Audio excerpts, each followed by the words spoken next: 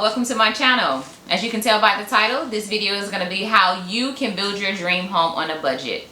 I did it, and hopefully I'll give you some understanding and some inspiration on how you can do it too. So just keep watching.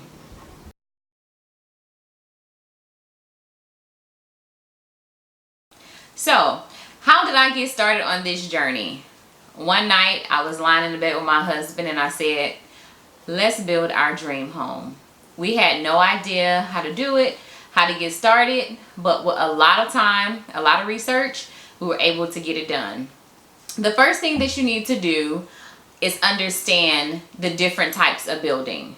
You can go with a traditional builder, you can go with a custom builder, and also you can go with these new programs. They're called owner builder programs, where basically the owners help build their own houses. I went to tons and tons of new home builders, and every time I would go in there, they would say, oh, I'm sorry, ma'am, you can't have this, you can't have that, you know, we can't give you this feature, or we can't give you that feature. And then at one point, one of the sales guys told me, ma'am, I think you need to build a custom home. So that led us on the journey of looking at different custom homes in our neighborhoods, places that we wanted to live, and things like that. We get to the custom home builders, and I mean, the houses were amazing, but most of them were way out of our budget. That's one thing that you have to understand, that you have a budget for the house that you're trying to build, and it's very important that you have a balance between getting what you want and also staying within your budget. So at that point, that led me to these owner builder programs. Basically, these programs, they act as your general contractor, and they allow you to subcontract all the work that's needed to complete your home. I know in my city alone, we interviewed about 4 different programs. You really have to do your research. You really have to understand what each one offers. You have to understand the fees that are involved in each one. So that part took quite a bit of research. Like I said, we interviewed about 4 different owner builder programs, and based on pricing, things that fit our budget, the things that they were offering, and a lot of them charge you the price per square foot to basically guide you through the process. And that price per square foot can range from anywhere from $3.75 all the way up to $5. One program even had it where like the price per square foot changed depending on how involved the owner was. So if you were minimally involved, they might only charge you $4 a square foot. But if they pretty much took charge of the project, scheduled everything for you, and found all of your subcontractors, it could be a little more expensive, you know, as high as $6 or $6.50 per square foot.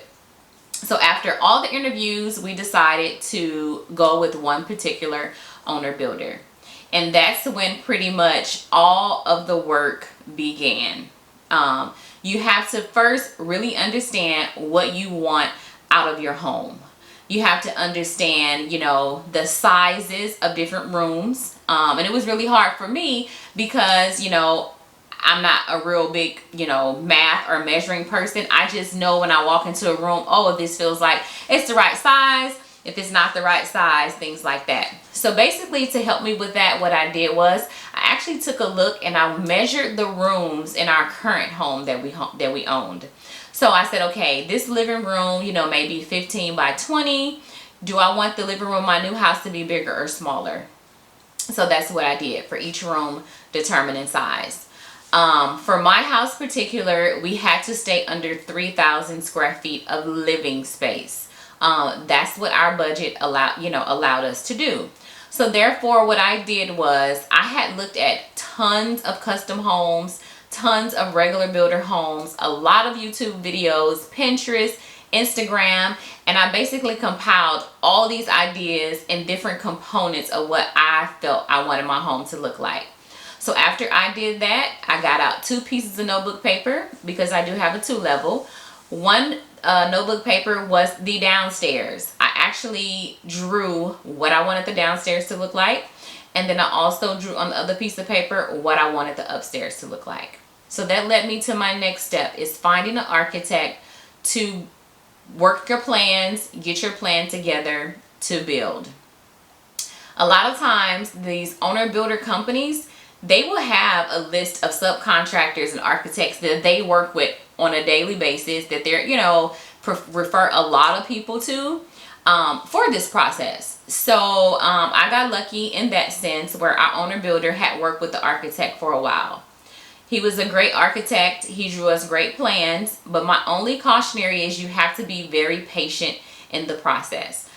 I didn't understand how long it takes to really draw up a complete set of plans. I drew my things on pieces of paper, but when he drew his plans out, he had to have a lot more technical information, like which way are the doors going to swing in your house, where your electrical outlet is going to be located, where your light socket is going to be located. So I would just say be very patient with this process, as it did take a while. And unfortunately, my architect really didn't let me know how long the process takes. So I was constantly kind of bugging him to get the plans going. So after you get your architect plans done, the next step will obviously be, where are you going to build at? Do you already have land? Are you looking for land?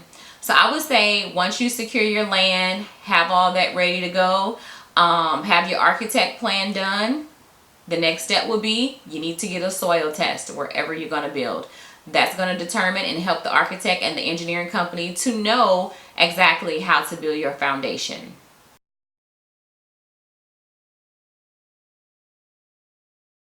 So I do want to talk a little bit about when you choose your land. This is something that I had to learn. Basically, I was under the impression that if you ride on the side of the road and you see a piece of land, you buy it and bam, you're ready to build on it.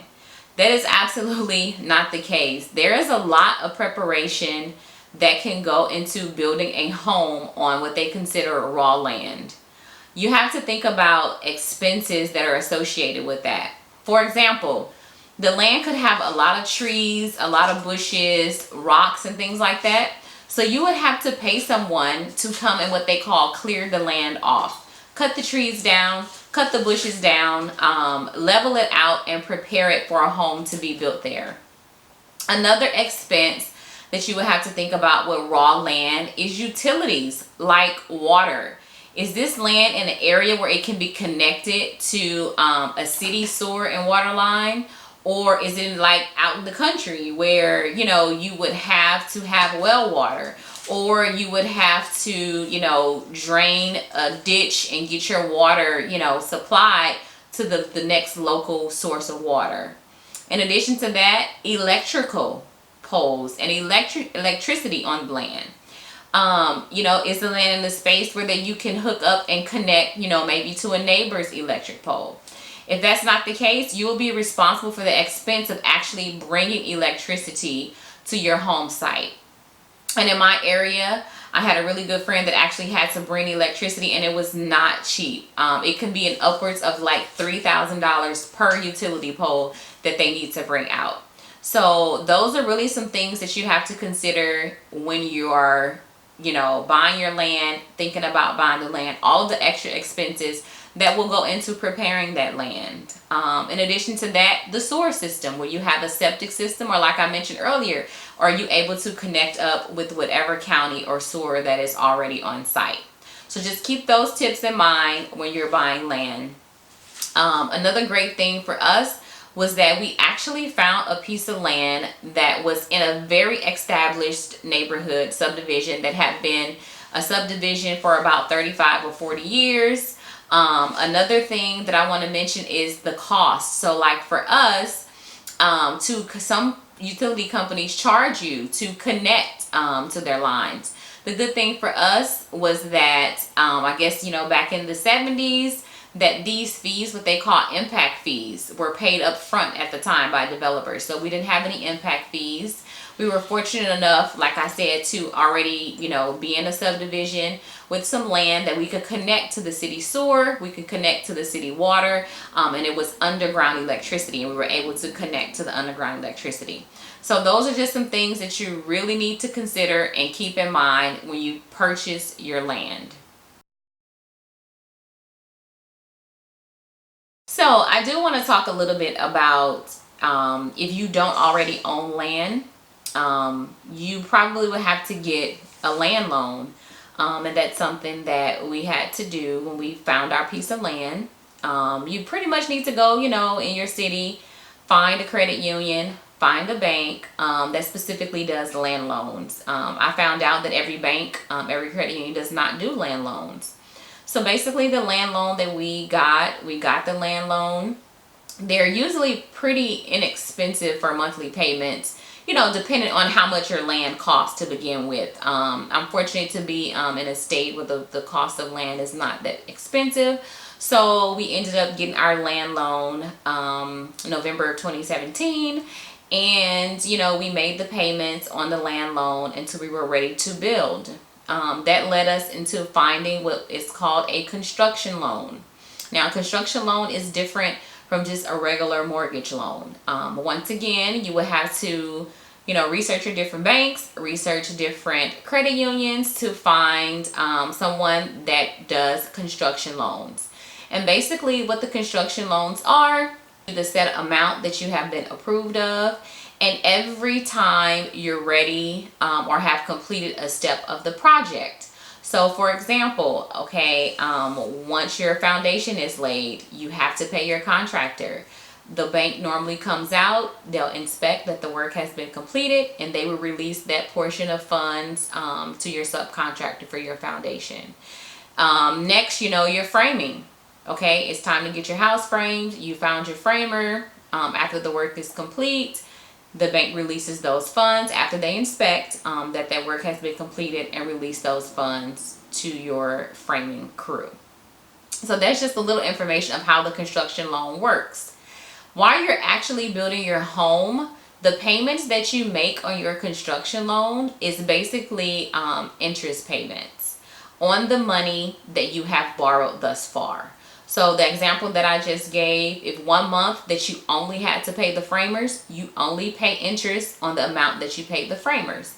The next month is going to be the money from the foundation people plus the framers. Then you pay the interest on that money, and it kind of goes up from there. So pretty much when you get towards the very, very end of your loan, at the end of building your house, you'll see that your payments will increase over time. At that time, when your house is pretty much complete, you'll work with your lender to then convert your construction loan over to a permanent mortgage loan. And I also wanted to mention that in that process, during the construction loan, that loan actually paid off our land so that we wouldn't have the payments of land payments and construction loan payments. So in this next episode, episode 2, I'll be explaining to you the entire foundation process and what you need to do to prepare yourself for this phase of your build. Thanks for watching. Please like, subscribe, and share this video. Till next time. Bye.